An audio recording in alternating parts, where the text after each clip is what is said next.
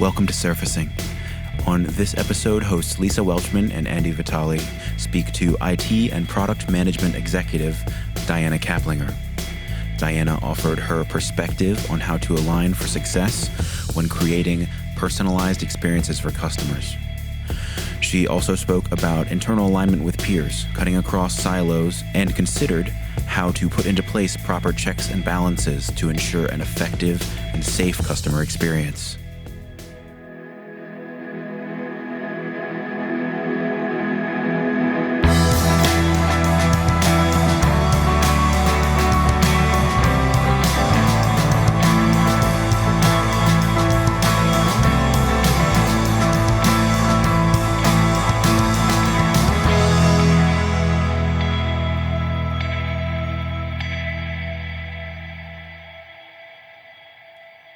Diana, we're super pumped to have you on. What I'd love to do just to start out is just let everyone know a little bit about you and what you're currently doing.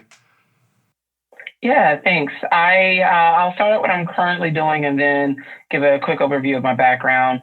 So I'm currently an executive leading product management teams, in particular intelligent automation, which is inclusive of RPA, RDA, OCR, a number of smart technologies that help with process discovery, robotic process automation, and the such.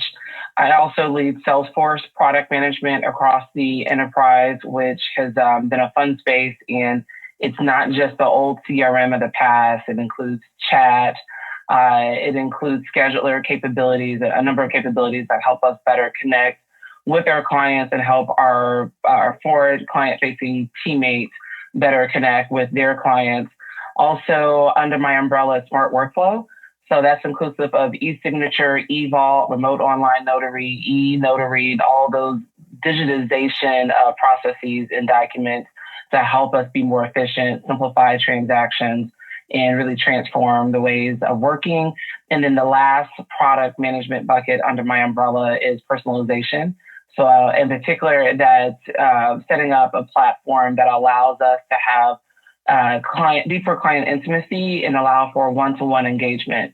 So how do I connect with Lisa versus Andy based upon what we know about you, your different actions, different triggers, AI modeling type data, so that we can just, like I said, increase that client intimacy. Nice.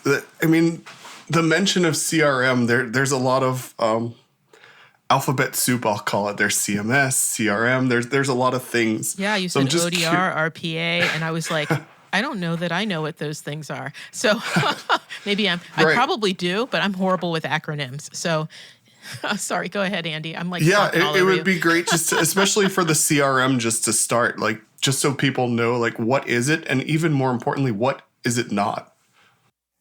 Yeah, great question. It's funny that you mentioned that because in my previous role, I was head of marketing technology, which was more in that content management systems. So CRM has taken a number of folds of late, particularly I would say COVID and everything needing to be digital and virtual has really thrusted it more in the forefront. So CRM to me is customer relationship management. If I talk to my CMO, to him, if he says what his team is doing, it's customer relationship management.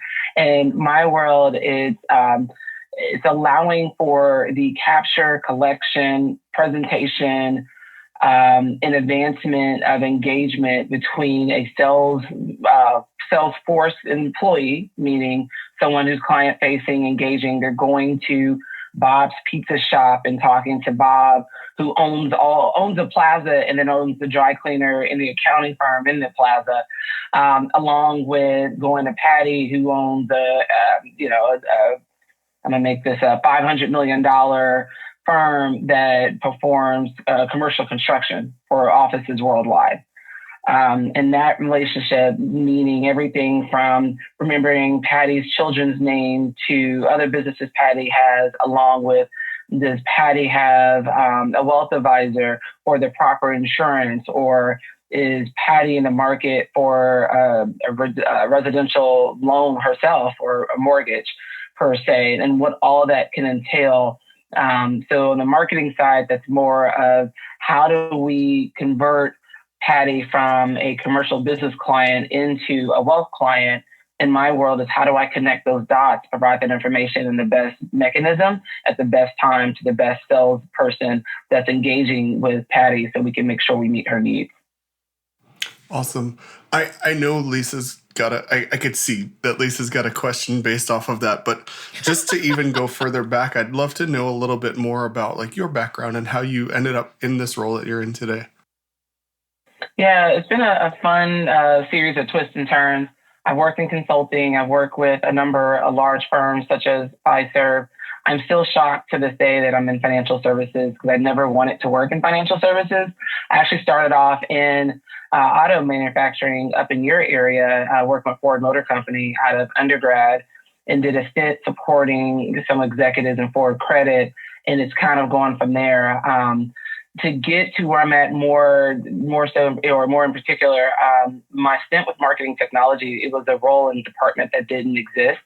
And I pitched to our CMO, our CIO, and CTO, hey, this is what's happening in the industry. Here are the trends. Here's what's marketing spending, not realizing it's technology spend. My passion is .com. My passion is that connectivity and those touch points with clients in the digital space. So let's set it up, and you guys enable me to go lead it because I think I'm the right person to lead it. And they're like, sure, we love the idea. It's awesome. Go self-fund it and have at it. I grew that to include direct, so all of the email platforms, targeting, analytics, data, performance, web optimization, even voice of client, tech stack. And it ended up being a very robust area. And from that work in that space, a leader was like, hey, I want you to come out of technology and help me lead some platforms in a product management space that are tech heavy that we'll tap into and use those skills. But we could really use your leadership to help these teams think differently and how do they better connect across these different worlds to deliver robust solutions for our organization. So Diana, you and I used to work together, but not terribly close, right? So it was really interesting to see that rise from focusing on the marketing technology to now this role that you have that I think was relatively like you were moving into that role as I was moving out of the company. So looking at the intelligent automation and the personalization and a lot of what you talked about around workflow management, just curious how much automation of manual processes is happening under the hood. In a lot of places that automation is a front layer. It's a front end layer where there's still a very manual process behind the scenes, especially in financial services where there's so many people and so many regulations around. Like, how has the transition to true automation been going? Yeah, it's a great question. It varies. It varies by industry and it varies by organization. I will say we have a lot of ground to cover. To date, robotic processing has been more the front runner, and then robotic desktop automation, task capture, task mining, process mining. And what I have seen thus far is what it really takes is connecting to the right person, not only the process owner in that line of business, but also that person with the right leader that has more overarching reach to say, instead of us just automating this specific myopic process, we need to do that. But then what is that connected to? Where is it picking up data? Where is it extracting, or where can it extract data so that we can think and operate more at the macro level? One of the things that we did today, we did this year was just heavy on education. People hear intelligent automation, they hear robotic process automation, they hear digital workers without really understanding what that means. And so it's been a number of parties that said, leaders like, I want to come in, automate my entire space. And we had some examples where we created the automation, had it running in production, looked at our automated reports and some additional data. And our digital workers have human names. So there's Betty, there's Andre, there's, Lisa, you name it. And I'm gonna make up some of the names here. So we took Lisa and we were like, you know what? Lisa needs to go on a PIP. She needs to go on a performance improvement plan. She's not producing in the same manner we expected. So maybe we turn off Lisa because the function that she's automating actually was better suited for a human to continue to do. And that's exactly what we did. And so it's a pie in the sky. If you look at BCG, McKinsey, Deloitte, whomever data, they will tell you via automation, they're telling CEOs they can deliver 400 to 500 million in cost savings via automation, which my team and I went and reran the numbers, and the numbers are pretty accurate. But what that in itself does not say is the work. You still need developers. You still need someone to take that process and decompose it into the pieces and parts. We have an automation that's logging into our internal systems, extracting data, taking that data, going to Visa, logging in the Visa, and we still have a running joke, it's two-factor authentication. And so the second question the bot has to answer is who's their favorite athlete, which none of us really know the answer, but it's not Skynet. And then they're filing claims that the company previously would have wrote off. And that alone is helping us recoup over $1 million in write-offs for low-dollar chargebacks that we would have just written off because of the volume. We couldn't hire enough humans to do the work. And so that's one where I'm like, guys, it's not Skynet, it's not taking over the world, but where are there other functions like that that are low-hanging fruit that will help us educate and get the right parties on board so that we can then look at the bigger picture and really look at the bigger automation. And it's not just automation or robotic process automation for the sake of just that in itself. It is that plus enabling e-signature, plus an eVault, plus optical character recognition, OCR, so that it can read structured and unstructured data so that it's really end to end. And that's where you're going to really get the value. That's where you're really going to see the big returns. And personally, I don't like to say cost savings anymore. I like to say just financial impact or financial value, because at the end of the day, a lot of leaders aren't removing bodies. That's just the facts. We see articles saying that's happening to a degree, but at the end of the day, they're taking that human, they're putting them to work on things that add more value to that employee and thus increasing employee satisfaction. You're working in a heavily regulated industry, which is interesting. And even your stint sort of in the automotive industry, that's a pretty heavily regulated industry as well. And you're doing personalization. So it's this interesting rub where you're having to deal with a lot of personally identifiable information for people, and you're pushing it around in this environment. And I'm curious about two things. One is your opinion about whether or not being in a heavily regulated environment, and a lot of your career has been in it, but I'm sure you talk to other people, right? It supports the work that you do in personalization, or makes it more frustrating. So I know it's not it's not binary. It's not either or, but it's a leaning or not leaning. And I'm really curious what your perspective on that. Is it helpful to have those pretty tight guardrails sometimes, or how much do you wish you had less? And then the second part of that question is really about how do you create an environment where it's okay for your team to sort of bring up things that, hey, maybe we shouldn't be doing this, like really protecting the user. How do you create that environment? Because for me, I want all the fancy pants stuff when I interact with my financial institutions. I want to see the magic. I want my numbers to appear, and I want to log on multiple times. I want all of that stuff. And I'm probably unusual because I know what's happening in the back end, and I can almost see the data flow, and it's almost kind of awesome when it really works. You're like, whoa, like this stuff really clicked together.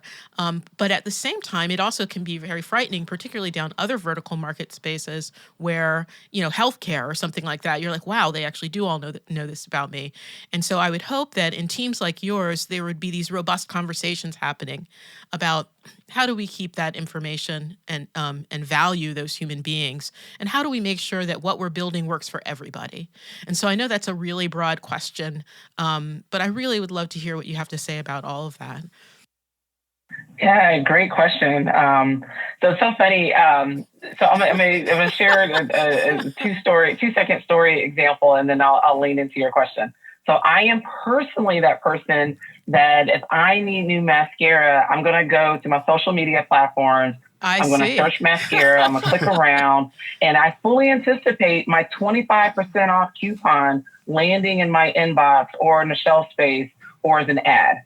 So that's the person I am personally. My chief privacy officer and our data quality and governance officer particularly our data quality officer, is not on social media at all. So we have this healthy conversation and that I healthy delete cookies once a week. banter and push pull. And he's like, nope, I don't want any of my information. I don't want you knowing anything about me. Whereas I haven't deleted cookies in probably 2 decades. Literally, I never delete cookies. So it's an interesting push-pull. And really, at the end of the day, I never split cookies. I want my coupon. Yeah.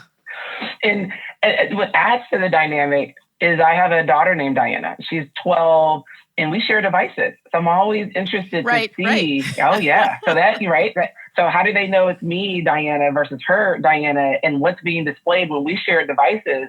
I'm like, oh, wait a minute. Is there anything that I've searched that then I don't want her seeing, right? So there's all these beautiful components and considerations. And at the end of the day, it really comes down, in my opinion, to the power of choice. We really need to allow the choice to be with the client and or prospect for what's comfortable for them, because it's going to differ. It's going to not be a one size fits all. And to allow for that, there's some creative approaches that we have to take. I will say, there are days where I'm frustrated in the day, and my husband's like, "What's wrong?" And I'm like, "Oh, cyber and data. They won't let me put production data in the cloud.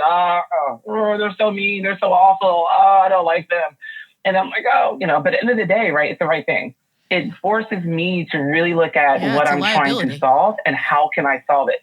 At the end of the day, my leader, Xenia Lane, who leads personalization on my team, we don't actually want all that data in our client data platform, our CDP, because it's just going to bog it down, right? And it's going to then replicate and be this other big data warehouse that moves slow and you got to field mapping and blah, blah, blah. No. Can this other system that has that data just send us a flag and we put that client in an audience or a segment that says this client has searched mortgage rates online, and then I send a flag to Salesforce just to say, Andy searched mortgage rates, he read a home buying article, and he looked up loan officers in a zip code. I don't actually need to know what zip code he searched. I don't really even need to know what article he read. Right? I just need to know enough so that I can be impactful and help Andy and then inform the right person internally. So it's really changing the way of how we go about it from the archaic decade ago, let's create all these mini data marts, what have you, to let's lean into newer technology. So how do we go about it differently? I really like what Google has done with their federated learning. I forget the O, it's FLOC, FLOC. I forgot what the O and the C stand for. But basically, you're using distributed networks to allow for learning. So that's how they're going about doing it. And it's a test and learn approach, but you're not sending the data anywhere. You are really using federated networks and leaning into blockchain to help extract the pertinent information without actually sharing the information. So, within our organization, we're not at a point where we can do that, but we can set a flag. We can say this person's a member of this group and this group and this group. And then that's the data that marketing will want to know. That's the data that a mortgage loan officer will want to know, because today what happens, that data lives in digital. And then the Salesforce data lives in Salesforce. And then this other data, servicing data, lives in a totally different system. I want to be able to have the ability to say, Andy not only searched for a mortgage rate, but he has a mortgage today. He wants to refi. He called 3 times. And these are the issues that he had. How do we help inform that loan officer so that Andy has a better client experience? And at the end of the day, that's really what we're striving for. It's not about the sale. It's really not about a product. It's really about improving the client experience so that Andy is a client. And I'm just speaking on Andy because he's here on the screen. I'm not saying he's a client at all, that he has a better client experience. And that's really the goal at the end of the day. And so that client intimacy that I mentioned, it's not going to be about pushing a product or service. But I will say, most Americans are underinsured.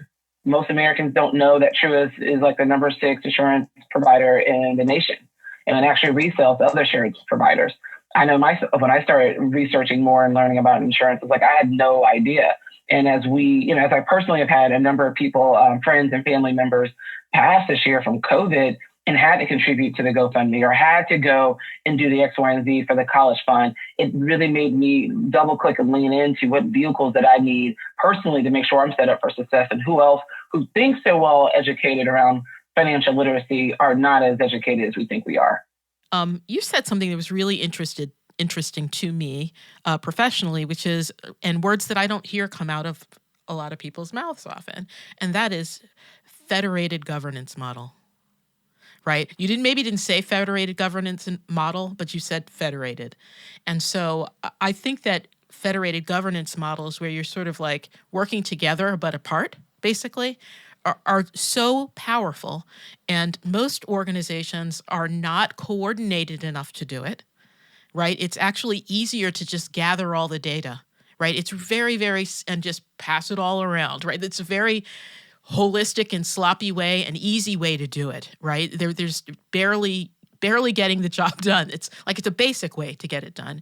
And a federated governance model has a lot of elegance to it because it assumes that you're operating with a shared set of values, usually with a broader, large shared data model, like a systemic data model that networks together in a consistent way. And I'm just curious what your thoughts are about that. Have you seen it different ways? Do you agree with what I'm saying? That there's a lot of strength in it? I know you mentioned that you sort of admired that model with Google, but I think it's something that honestly I just think a lot of organizations can't do. Right? They functionally can't get it done. And maybe Andy could speak to this as well. Like, it requires a level of sophistication to think in that way. Yeah, I totally agree. It requires a level of mutual respect.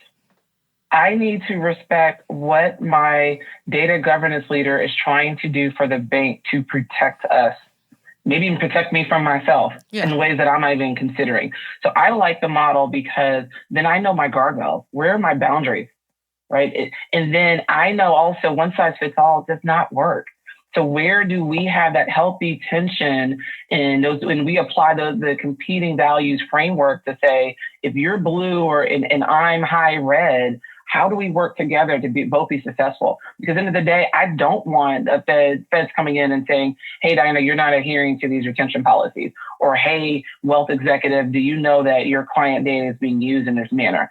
So I want to adhere to those. And I think those federated models allow for that flexibility for different teams to ebb and flow and even, I'm going to say, vibrate a bit as appropriate per use case or per specific function. And I think that's where larger organizations are going to have greater success, because that's what's going to allow for us to kind of say, okay, this is a particular function or use case we're solving for. What are those confines and what makes sense? Task capture is a great one. Task capture is recording, allowing an employee to record their function so that we can capture the process and then later automate it. What's scary? What if they go to Workday and they're doing HR stuff? And what if they're doing, something with a client and it's a social security number? Well, guess what? Legal, compliance, and my 6 lawyers that all represent different areas, privacy, data, et cetera, that employee can turn it off. Or we can say, if they log into Workday, do not record any functions or keystrokes in Workday.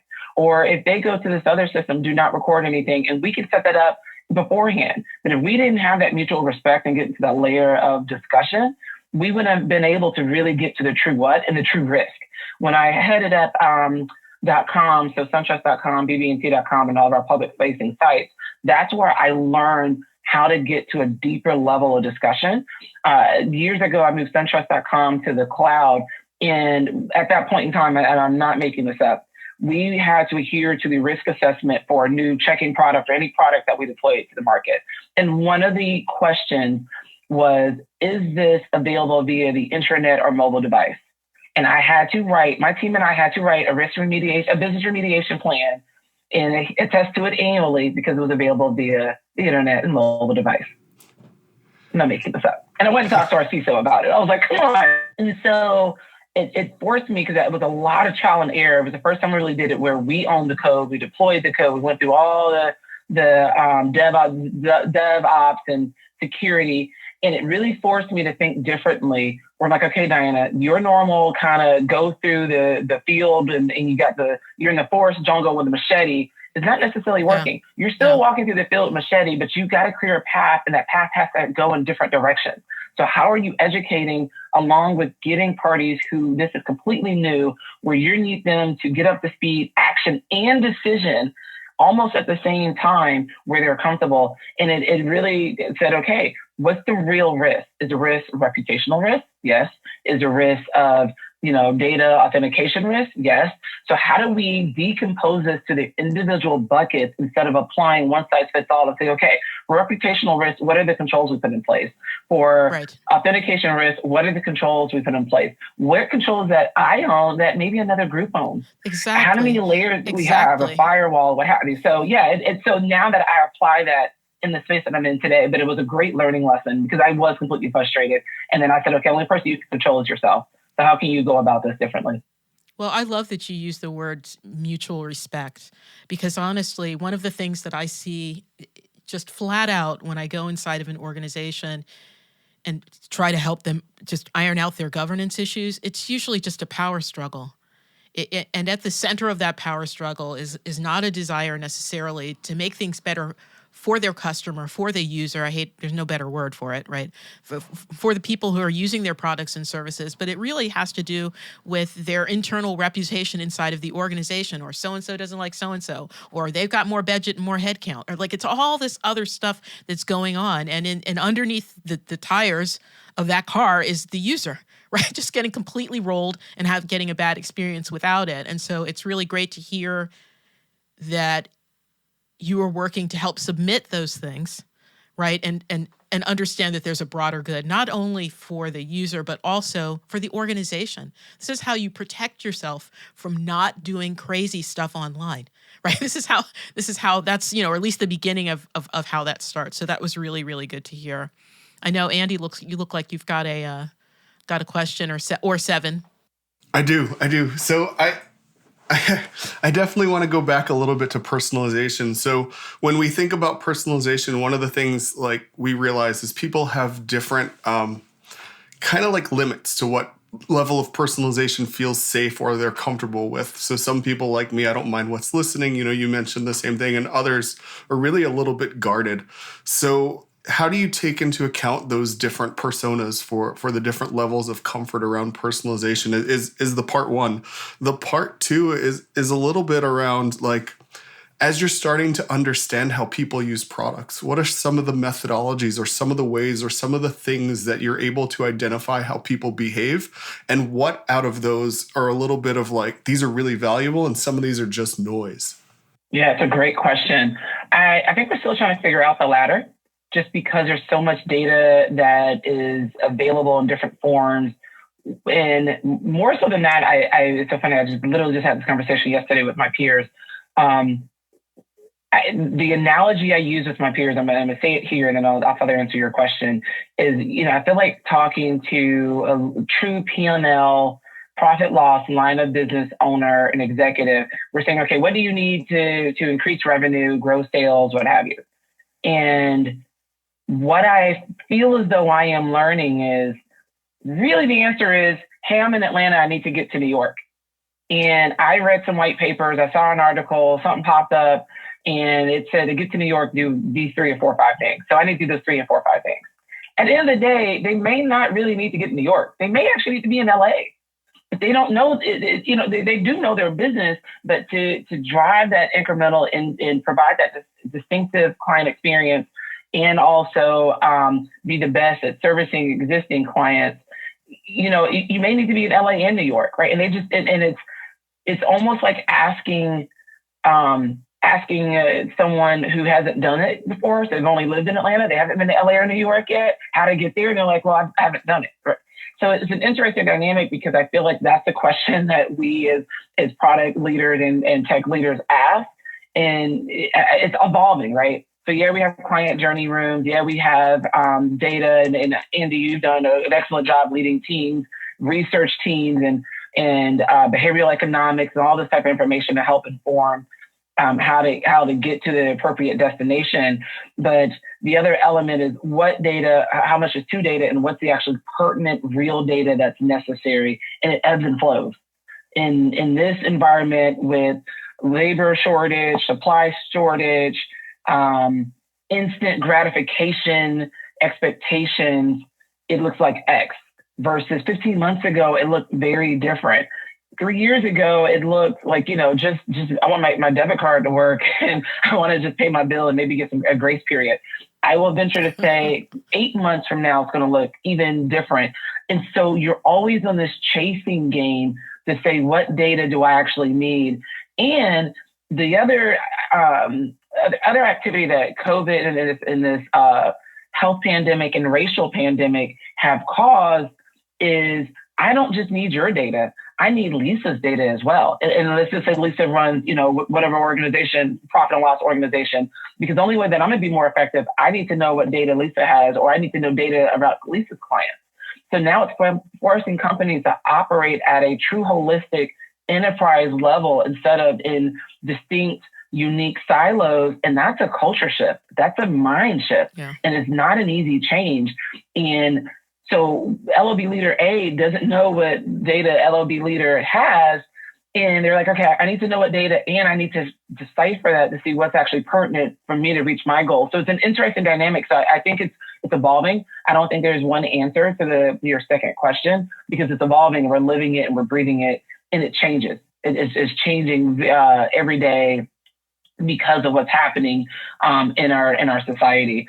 To the first part of your question around personalization, as I mentioned earlier, it's definitely up to the client, but I think there's definitely an element of how do you make my life easier? So the way I like to govern myself and how I lead my team is how are we making someone's life easier?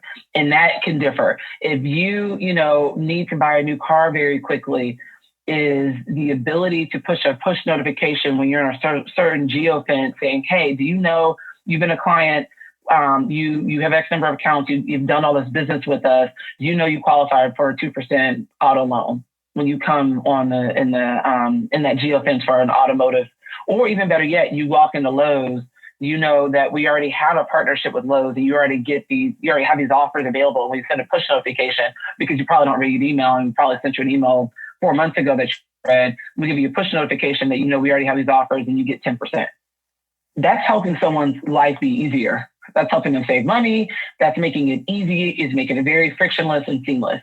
So that's the way that I think about it. I would say there are probably other parties within our organization that think about it a little bit differently. But I like to look at it, how am I helping someone's life be easier with everything that all of us are juggling personally, professionally? That's how I go about and think about deepening hyper-personalization and personalization in itself. It's not just for the sake to personalize, but how are we really helping someone's life be easier or help them perform a function in an easier fashion? I love that.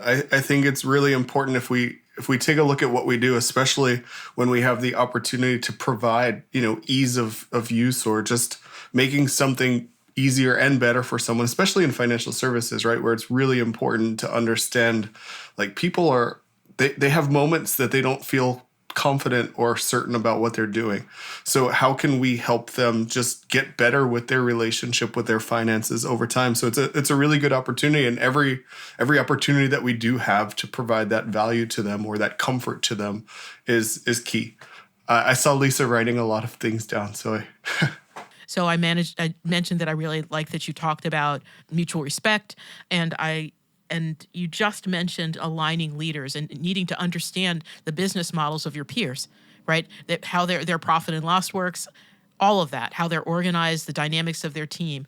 And so that, to me, particularly at the level of the organization where you are, is often where things are broken. So a lot of times if I step into an organization that has complexity online, they have a complex and robust digital portfolio, whatever that might mean, just list anything that you can call into that space. It doesn't really matter. What I see is hundreds, if not thousands of people working towards bringing and manifesting that digital portfolio and bringing it online.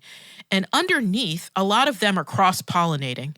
Right? They're sharing good practices. There's some alignment around visual identity. There might be some coding alignment. There's definitely some stack alignment, right? There's a lot of stuff going on. But as you move farther and farther up into the organization, you get more and more power play. And sometimes these, they're deep alignments that could happen, right, inside the organization, and they stop right when they get to about right where you are, because things get less hands-on, about doing the work and more about management and leadership. And it takes a certain skill set and a certain personality type to lead people and manage people. And so what tips can you give for helping people who are leaders inside of an organization align with their peers and to create an environment where where there's actually synergy and less competition, right? Because oftentimes there is this sort of competitive thing happening. In some, in nonprofits, it might have to be, who has the most money through donations. In for-profit, it's who's making the money versus who's giving it away, right? Or who, there are all of these little tugs of war or whatever. And the crucial parts that have to work often get ironed out. Like, so the product, if that alignment has to happen for the product to basically and fundamentally work, it gets ironed out. But then there's this optimizations that could happen. Some of the things that you've described that don't happen basically because folks are like butting heads. And so I'm wondering, it sounds like you've worked through a lot of that intellectually and emotionally as a leader. And I'm wondering if you could give some tips to some other people who might be struggling in that space. Yeah, it's a great question. I'm a people person. My natural passion is connecting people, connecting dots. And so it's definitely the relationship over the task or activity. And leading with that first definitely helps with building a better rapport and connection. I also lean really heavy into give, get. And for leaders, the art of storytelling is so value add. And how are people telling the right narrative? Because more often than not, what's being heard or interpreted is not the intention of the person delivering the message. And so the advice I would have is really just getting down to the true what and where's the common ground where it's value for both parties. So if a certain leader wants to move forward with, I'm trying to think of a good analogy, move forward with a certain initiative that another leader doesn't want to support because it doesn't deliver as much value. Maybe it doesn't deliver as much value in the minimal in the minimal viable product. But maybe phase 2 does, right? Or maybe it's a foundation that then the pillars will go into later. A lot of times, and particularly now with the speed of which projects and programs are moving, it's short-sighted. It's a short runway. And for us to really evolve as a large organization, we got to stretch that out and really look 24 months, 48 months, 36 months down the line, wherever that may be. Because everything with our legacy systems, and even if everything was net new, we're seeing a number of the tech companies experiencing this now today. You're not as nimble. You want to be, but you're not as nimble. And so you have to think of things really longer term, MVP 1, 2, 3. And so keeping an eye on that bigger picture, I think also is a way to help executives align on the true value for the organization. And, thinking about it from, hey, you don't work just in the role that you're in today. You work for the company. What is best for the company? And removing the ego from the discussion, which is hard to do. Sometimes it takes really understanding what's driving and the motivating factors for that person. There's a tool that we have where we can look up and send invites to connect to different people and see their now I just forgot the name of it. Basically their motivating factors and then how they respond to conflict and their conflict sequence. And so the day I got access and my data was available, I literally just sat there on calls and just said invite. And so I go to certain meetings, particularly with leaders that I'm new to working with. I go and look at their data. If I know they're high red, which is performance, and that's their driver, and they're high red for when things are going well, and they're high red when things are going not so well, and I know that I'm blue and I'm green, and that's analytical, blue being people and green analytical, and I'm going, and my natural inclination is to agree and to give in, then I'm going to change the nature of the words I am using and how I engage with that person. And I'm going to bring it right here to the forefront of how I engage. And it goes a long way because I'm like, okay, this person's numbers, their metrics, their KPIs, their performance. To me, talking about all this qualitative fluff does not matter. They're not going to care. But if I go in there and say, hey, if your team delivers 30% of the revenue for the organization, and if you get on board with phase one on this, then I promise you I can deliver in phase two X, Y, and Z that will directly benefit and get you from 30% to 32%. That's a different conversation. That's how I advise my team to gain that alignment and gain alignment across different leaders. Yeah, that's fantastic, because one of the things that I don't have a staff now, but when I had a small consultancy, one of the things that I would say to people when they were frustrated that, we do this kind of bizarre work of just helping people make decision-making mechanisms inside of the organization. So we're always constantly stepping inside of a debate, right? And sometimes it's very contentious. But one of the things I used to say was, you have to meet people where they are, right? Then you can take them by the arm and you can take a walk someplace with them and you can actually end up where you want to go. But if you're way over there and you're like, hey, come over here to me. And they're like, why? And they're like, because it's better over here. It just doesn't work. You literally have to meet people where they are. And that's a really strong validation of that intuition that I had. So that's really great to hear. Thanks for answering that. I'm sure those tips are going to be helpful for folks. We had a conversation this week about meeting people where they are as our teams start to go into new territories where we typically haven't had, design representation. We're seeing that it's kind of like the analogy that someone gave me is it's like running a race, trying to catch up to somebody who doesn't even know that you're in the race with them. So we've taken that, like, meeting people where they are, and we're realizing that when there are backlogs, when there are roadmaps, when there are things that have to move, have to be delivered, and you're just joining at a certain point in time, we actually have to go a little bit beyond meeting them where they are. It's kind of like skating to where the puck is going, right? We've got to kind of run alongside them, but we've got to map trajectories so that we're meeting them where they're going, so that we're not like, hey, wait, we've got to get caught up. We're going to slow things down and get caught up. It's kind of like this constant, like, where do we meet people? Where's the right intersection point so that we're not slowing things down, which is really interesting. So it's interesting that we're all having similar conversations coming from different lines: governance, technology, product, and design. completely separate, just saying those words to get words out of my head. Diana, I'm curious, the things that you're touching upon, personalization, intelligent automation, really the intelligence part of it. You mentioned blockchain earlier. You know, where is the future? Where are things going? If you had to look into a crystal ball and say in the next, 3 to 5 years, because we know the next 12, 18, 24 months, but the next 3 to 5 years, what are we going to be looking at? What's going to be different? What are some of the changes we're going to see? Yeah, that's a great question. It's a heavy question as well.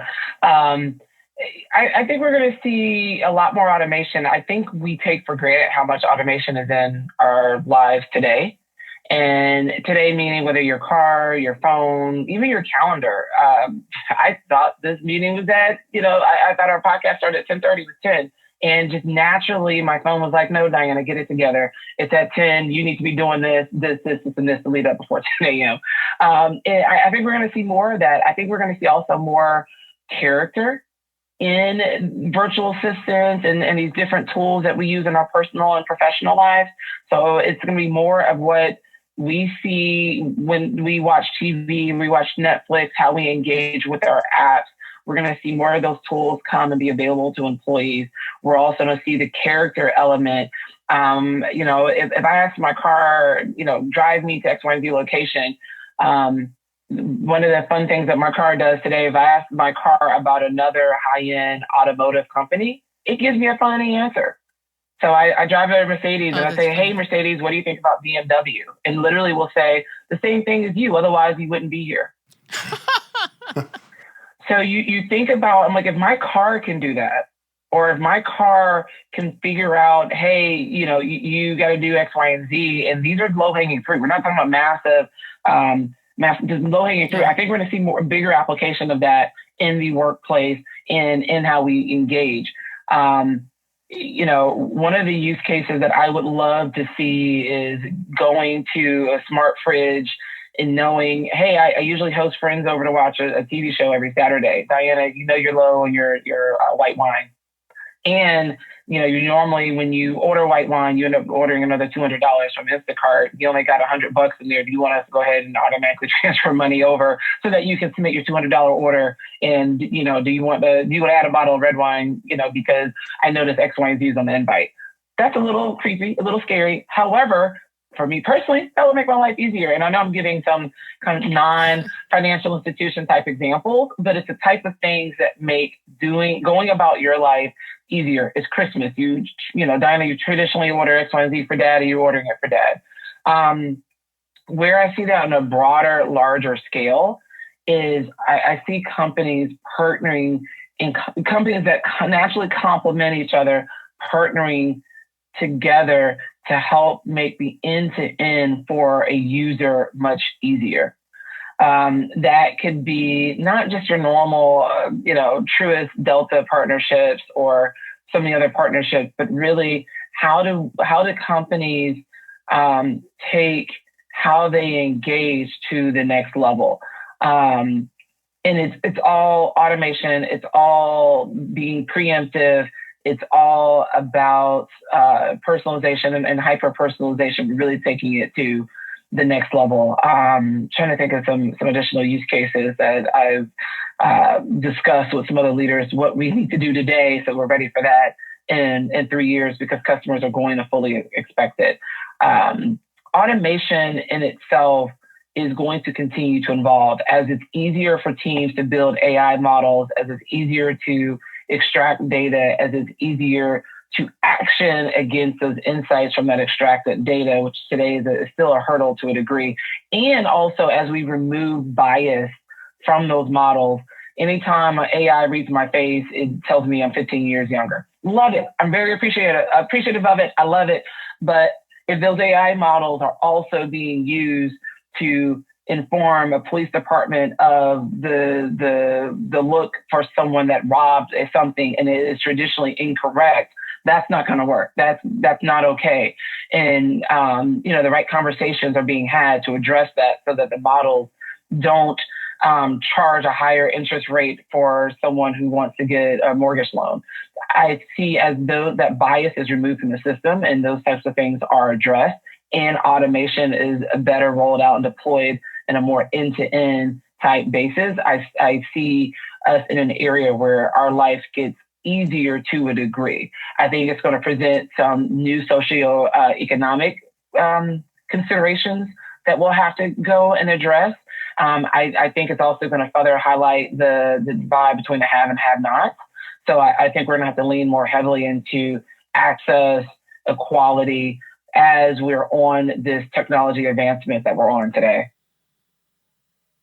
Yeah, I think you read my mind because you're talking about that, and I wrote down, innovation versus / and safety. And everyone who's listened to this podcast knows that Andy and I started talking to each other because we wanted to write a book about digital safety, right? Which we still haven't written.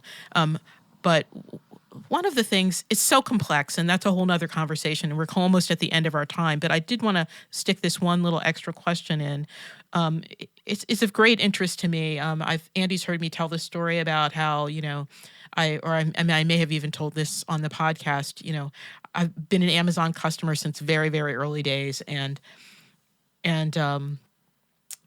would generally buy books about technology, CDs, this is how long, CDs of classical music, and occasionally toys for my son. And I would never really get movies. But when I did, they were usually like foreign movies, like French movies, because I wanted to learn to speak French. And I bought one movie. I can't even remember which movie it was. It was, I think, a movie with Whitney Houston, Christmas movie or something like that. There's some movie with Whitney Houston and Denzel Washington. Oh, yeah. I can't remember what The Preacher's Wife. He's an angel. Do you know the one I'm talking about? The Pastor's Wife. Yeah, thank you.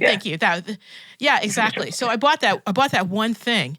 And for months after that, Amazon sent me everything Black America and nothing of everything else that I bought, right? So it was just kind of like this way of really, and I feel like that's the way technology looks at me often, right? As a sort of a brown person, like there's certain attributes that roll everything else and make it impossible to happen.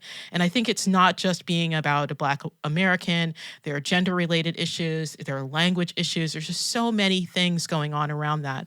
So we all know this, and we all know that this is the scary undercurrent of personalization and what terrifies people and what makes me dump my cookies so often, to be honest with you. So my question around all of that is not how to fix it, because hopefully we're working on it, but who? So I'm under the assumption that at a certain point, we're going to regulate around this, right? There's already regulation about what one can and cannot do. And I recently moved from the US to Europe, and it's like night and day in terms of like, the use of personal data. I can't even believe it. Like you can't put children's pictures from school online. I mean, like it's a completely different world. But anyhow, but who do you think is going to be the sort of governing body that steps in and helps us normalize that and helps us become honest about the work that we do and really protects the consumer and the customer? Because I know just from the experience of looking at technology and the history of technologies, it's very seldom the technologist. Now, for financial services, you have certain rules that you can't break. So I think, we get some data breaches in the financial services sector, but for the most part, you guys aren't the bad folks in this one, right? This isn't we're not looking at these types of companies. And I think it's because you're already regulated. But some of the things that you're talking about, the future that Andy asked you about, it sounds scary to me, right? And so would you all think that you would regulate yourselves? Or where do you see that coming from? It's kind of a broad, open question and a long-winded one. I'm notorious for long-winded questions. But I'm just curious what your thoughts might be about that. Yeah, it's a great question. I think it's going to be a number of groups. Universities, academia today have leaned in heavily. I just met with a gentleman that is one of the main contributors of the AI Council, and his name just escaped me. And through some of my connections with like MIT and their media lab and what they're doing around, I just lost the name of it. I just lost the name of it. Hopefully it comes back to me. It's a body of work that's looking at smart AI and the smart application of AI and what we need to be doing differently. And there's derivatives of that. So one is around ethics and AI, particularly around brown people. My husband is actually a white male, so I'm always entertained about the postcards that we get in the mail and what postcards he gets. It's ridiculous, yeah. On my shopping with his name on it. That I'm like, so it's hilarious. It's a running joke actually in our household because on purpose we're throwing in some wrenches in there, and they're like, we don't even know what to do with this anyway. And so I think some of the work that's happening in a number of universities is bubbling up to the corporate world. And you have a number of corporate leaders that are leaning in heavily to say, okay, I've seen the worst case. I have heard ideas around the best case. How do we help work together to solve for the future state so that this doesn't get out of control? And I'm encouraged by some of those conversations. I'm encouraged by the conversations I've had the ability to participate in, and I'm encouraged by some of what I'm reading. All of it hasn't hit the mainstream, but I think, I think if we can get to the point where we can better cross-pollinate, put the technologists in the role in risk, and have them work and do a standover in risk. Go take, get the right person working in government and working the different realms of government, get the corporate executive and have them work in the nonprofit or on the appropriate councils. I think that type of cross-pollination will help us as well. But I think what I've seen thus far is really going to come out of universities, the students, really that next generation that said, oh no, I've seen the worst case. I see where this is headed. This isn't going to work. This is not okay. And they're going to pour themselves into it and have advocates like the three of us that help guide them along the way. Thanks for that. I think that makes me feel good that you're hopeful and that you're encouraged. I know that eventually we'll fix it, because if you just look historically, we generally do tend to fix things. Sometimes it takes 100 years, but we do tend to fix them. So it's good to hear. It's good to hear. Andy, you got anything else? There's a lot of talk going on about things, Web3, crypto, NFTs, but it's taking us back to this sense of play and like lack of rules and people just doing what they do as they explore and figure things out. And you kind of just touched upon this with your answer of where we go forward. But as someone that, is close to technology, is a technologist, is a product person, like when you hear those things, like where do you see any of that go? How do you feel about that? Is this just a phase, or is this really like gonna take us forward? And as it does, are we gonna make a lot of the same mistakes that we have in the past? It's a great question. It's interesting. I like the dabble approach. And I'll pick on my husband. My husband's like, no, it's not real. It's not backed by anything. And I literally just had this conversation at a bar yesterday at the airport. Some random guy sitting next to me. I don't know how we even got on the topic about NTFs, and we just like went from there, and we started talking about pollution from data mining and carbon emissions. And I was just like, oh, wow, this is like actually a great conversation. And we, make the joke like, oh, let's take a picture of the bartender, and that's going to be our NTF that we sell, right? I mean, like literally we were just all over the board with this conversation, but I know where it was. We started with hippies, and hippies starting with, doing the cryptocurrency because they wanted to buy stuff, and the 17-year-old had to get it delivered to mom and dad's address because that's where he lived. And we just kind of took it from there. But it was funny because at the end of the day, that people like my husband's like, I need something tangible behind it. I need it backed by gold, silver, something, and then a gentleman who sat next to me yesterday was like, but we print money. How's that different than just printing more money, essentially? And I was like, that's a fair point. I think it's going to continue to evolve. It's so loose. I don't see it being regulated, honestly, in the next 3 years. I think while we as a society, and this is global, we as a society continue to be financially well off, and the markets continue to grow, and we don't have any financial collapse, I think it's going to continue on the path that it's on.